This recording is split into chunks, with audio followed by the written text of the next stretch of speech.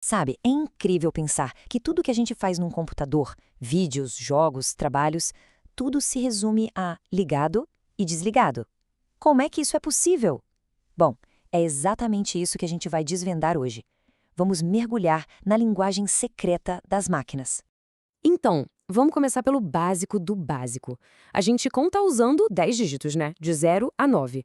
Provavelmente porque temos 10 dedos nas mãos. Faz sentido. Mas e o computador? Ele não tem dedos. O mundo dele é muito mais simples. É só ligado ou desligado. 1 e 0. Como é que com apenas 2 símbolos ele consegue fazer contas complexas? Olha só que interessante. O conceito do número 10 é o mesmo para todo mundo, mas a forma de escrever, o símbolo, muda. O 10 que a gente usa é diferente do X dos romanos ou do 10 em chinês. E essa é a grande sacada para entender os computadores. Eles fazem a mesmíssima coisa. Eles pegam o mesmo conceito de número, mas representam com os símbolos que eles entendem, que no caso são só o 0 e o 1. Para organizar nossa conversa, a gente vai seguir este roteiro aqui. Primeiro, vamos entender o que é uma base. Depois, conhecer as linguagens dos computadores. Aí a gente vai aprender a traduzir entre elas, ver onde isso aparece no nosso dia a dia e, por fim, um desafio: como os computadores entendem números negativos. Vamos lá então. Nosso primeiro tópico, mundos além do 10. O que é essa tal de base? Pensa assim, um sistema numérico é só um jeito organizado de contar. O nosso sistema que a gente usa todo dia é o decimal, ou, como chamamos, base 10. Por quê? Porque ele usa 10 símbolos, 0, 1, 2, até o 9. Qualquer outro sistema, como o do computador, só muda essa base, ou seja, a quantidade de símbolos que ele tem para brincar. Ok, entendido que é base. Agora vamos conhecer os idiomas que os computadores falam de verdade. E aqui a gente tem um resumo dos principais. O binário, com base 2, usando só 0 e 1, é a língua nativa do computador, é o que o processador realmente entende. O octal, base 8, é mais antigo, mas ainda aparece, por exemplo, em permissões de arquivos no Linux. E o hexadecimal, base 16, esse a gente vê o tempo todo, em cores de sites, endereços de memória. E aqui tem um ponto importante: usar hexadecimal não deixa o computador mais rápido, tá? O computador continua pensando em binário. A grande vantagem é para nós, seres humanos. É muito, mas muito mais fácil ler e escrever um código curto em hexadecimal do que uma sequência gigante e cheia de zeros e uns. Imagina o tanto de erro que isso evita. Beleza, então se existem todas essas bases, como a gente faz para conversar entre elas? É hora de virar tradutor. A primeira tradução é trazer qualquer número de outra base para a nossa, a decimal. O pulo do gato aqui é pensar no valor de cada posição. No nosso sistema, a primeira casa da direita é a das unidades, depois dezenas, centenas. Em binário, é a mesma lógica, só que com potências de 2. A primeira casa vale 1, a segunda vale 2, a terceira vale 4, a quarta vale 8 e por aí vai, sempre dobrando. Para saber o valor final, é só somar o valor da casinha onde tiver o número 1. Agora, o caminho inverso, do nosso sistema decimal para hexadecimal. Vamos pegar a parte inteira do número, o que vem antes da vírgula. O método é da divisão. A gente divide o número por 16, que é a base do hexadecimal, e guarda o resto. Pega o resultado da divisão e divide por 16 de novo, guarda o resto de novo. E vai fazendo isso até o resultado ser 0. No final, a mágica acontece. É só pegar todos os restos que a gente guardou, lendo de baixo para cima e pronto. E para a parte fracionária, o que vem depois da vírgula? Aí a gente faz o contrário. Em vez de dividir, a gente multiplica por 16. Anota a parte inteira que der no resultado e joga ela fora, ficando só com a parte decimal.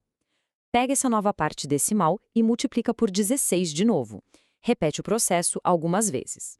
E aqui, diferente da divisão, a gente lê os resultados na ordem normal, de cima para baixo. Juntando tudo, olha aí o resultado. Aquele nosso número, 1215,53 em decimal, vira 4BF87A em hexadecimal. Sim, parece código de outro planeta, eu sei. Mas percebe como ele é mais curto? É uma forma bem mais compacta e elegante de representar a mesma informação. Tá, mas e daí? Onde é que essa linguagem de outro planeta aparece na vida real?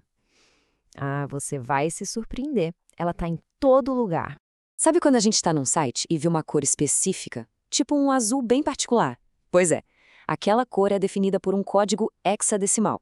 É o famoso sistema RGB. Os 2 primeiros caracteres dizem o quanto de vermelho, red, tem na cor. Os 2 do meio, o quanto de verde, green, e os 2 últimos, o quanto de azul, blue. Cada par vai de 00, que é nada da cor, até FF, que é o máximo. São 256 tons para cada uma.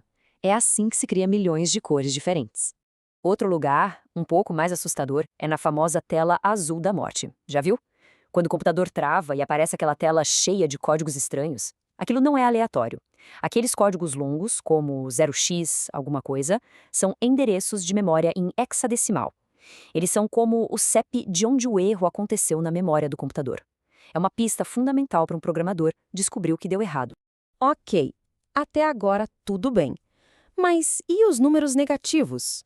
Como um computador, que só conhece 0 e 1, representa o sinal de menos? Ele não tem uma tecla para isso. Aqui a coisa fica bem engenhosa. A solução foi reservar um pedacinho da informação, o primeiro bit da sequência, só para isso. Ele funciona como um interruptor de sinal. Se esse primeiro bit for 0, o número é positivo. Se for 1, o número é negativo. Simples assim. Com isso, o universo de números que o computador consegue representar fica dividido, metade para positivos, metade para negativos. E o método mais famoso para fazer isso se chama complemento de 2. O mais genial desse sistema é que ele permite que o computador use o mesmo circuito eletrônico tanto para somar quanto para subtrair. Para a máquina, subtrair um número é a mesma coisa que somar o negativo dele. É uma solução super eficiente. E como funciona na prática para achar um número negativo? É uma receitinha de bolo com 3 passos. Primeiro, pega um número positivo em binário. Segundo, inverte tudo. Onde é 0 vira 1 e onde é 1 vira 0. E terceiro, para finalizar, soma 1 no final. Pronto, você achou o negativo correspondente. Olha aí a comparação. O mais 5 em binário começa com o bit 0, indicando que é positivo. Já o menos 5, depois da gente fazer aquele processo de inverter e somar 1, o resultado dele começa com o bit 1, tá vendo? É assim que a máquina sabe, só de olhar para o primeiro dígito se o número é positivo ou negativo. Então fica a reflexão. Da próxima vez que alguém for escolher uma cor num editor de imagens, ou, tomara que não, se deparar com uma tela de erro no computador, talvez seja possível olhar para aqueles códigos de um jeito diferente. O que antes parecia um monte de letras e números sem sentido, agora a gente sabe que tem uma lógica por trás. É a linguagem das máquinas se comunicando com a gente, em segredo.